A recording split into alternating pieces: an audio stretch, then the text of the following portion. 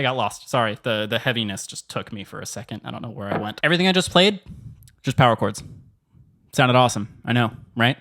That's what's up. So here's the deal. There are 3 kinds of power chords that you really need to know in order to pull off what I just pulled off and really, any type of metal-y, fun, rocky power chord thing. First of all, the hell is a power chord? A power chord is exactly what it sounds like. It's a very powerful chord. No, a power chord is essentially combining a very specific type of voicing for a chord, right? So what you want to do is you want to first start with a root. You want to find your fundamental. So let's just keep it easy for now. I'm going to start on the 5th fret. We're going to be on A, E standard tuning, not a big deal. There we are. So we take our A, and then we want to add what's called a 5th above that. And this is going to give us the first type of power chord I'm going to teach you. And this is called just the standard power chord. So we have our first finger on 5 on the 6th string, and then you want to take your 3rd finger or your 4th finger, whichever's more comfortable for you, and then put it on 7 on the A string, like that. Now that's a very specific interval. It's called a 5th. It's very, very important. Notice how when we play them together simultaneously, they kind of meld into one sound, one powerful sound, right? And it feels like one gigantic note.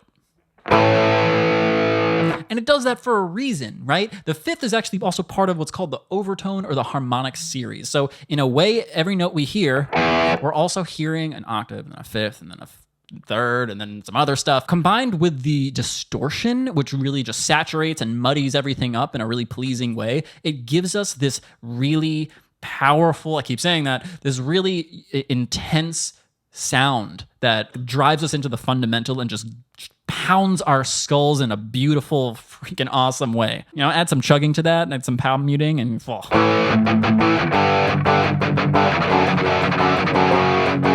So that's really all our standard power chord is. We have just 2 fingers, 2 notes, 1 and 5. In this case, on the 5th fret of the E string, and then the 7th fret of the A string. But you can move this anywhere.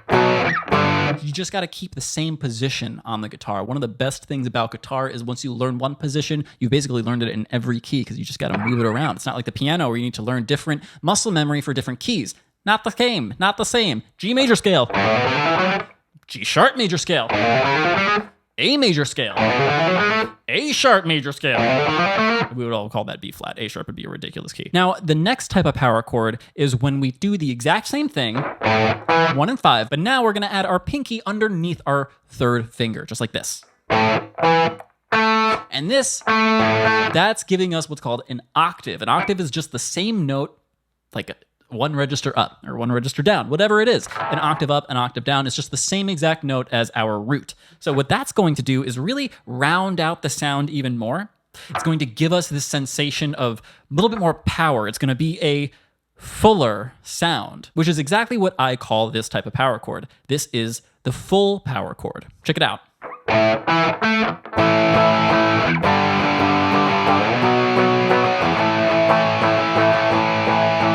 Regular power chord, back to full.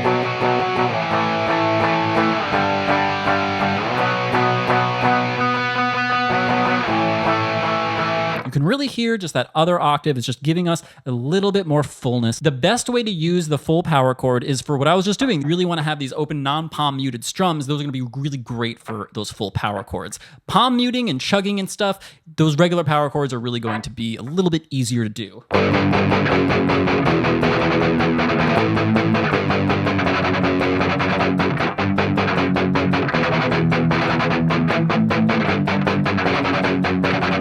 You really want a super intense chugging sound, use the full power chord for your chugs as well. God knows Periphery does it. They can do it.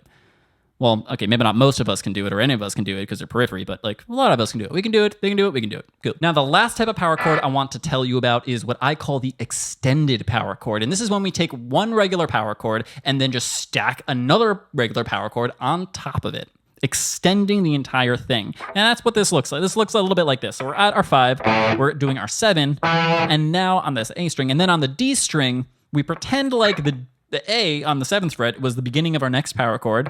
So then we do the same thing. We're going to be on the D string on the 9th fret, like that. Beautiful. Oh, shit, that's tasty.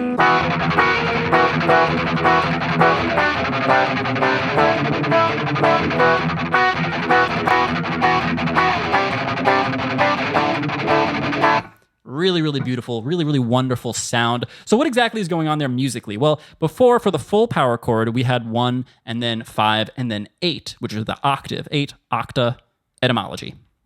But what are we doing here? We're actually just going one step up from here. Right?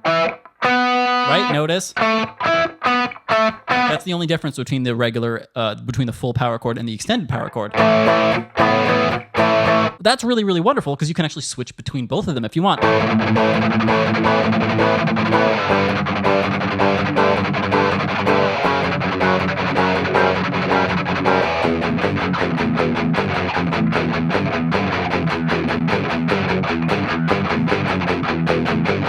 I got lost. Sorry, the heaviness just took me for a second. I don't know where I went. So that's the extended power chord. We're adding essentially what is a ninth, a major ninth, or a minor ninth, whichever one you want to do. I just did over here. That would be the minor ninth, right? Because then we have the fifth, and then a diminished fifth on top of that. Really heavy, really right? But not quite as sonorous or consonant as the major ninth. They're far enough apart. There's still a fifth on a fifth. So there's something really, really beautiful and just harmonic about that. It sounds really, really cool. Those are the 3 types of power chords that I wanted to show you. But I want to give you one more awesome thing. You can actually get away with creating inversions even with just the regular power chord. How do we do that? Well, first, let's just say we're on here. We're on our 1 and we're on our 1 and a 5, our A and E. So all we have to do is move one string. All we have to do is move one finger and keep the other one where it is. So I'm going to move my pointer finger down to 3 and just throw my pinky up over here on the 7th fret and keep that where it is. Just like that.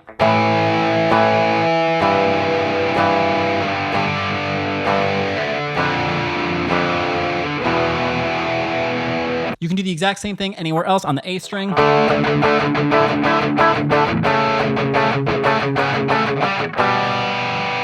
See what I just did? I just moved it around during the riff.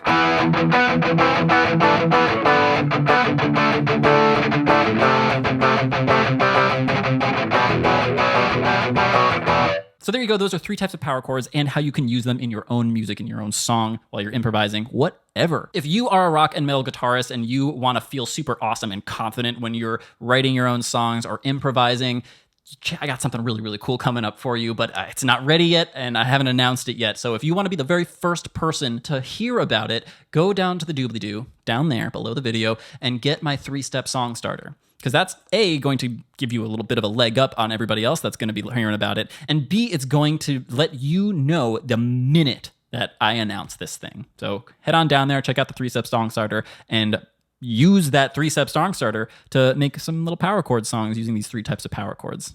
Maybe you can even add some inversions in there with that little bonus tip. Very cool. That's all I have for you today. Thanks so much for being here. If you want to learn more about music and stuff, there's a video popping up on your screen. I'm going to do that. It's over there. It's something. Yeah. Thanks so much for watching and for hanging out with me today. I'm Avi. Don't forget to be awesome.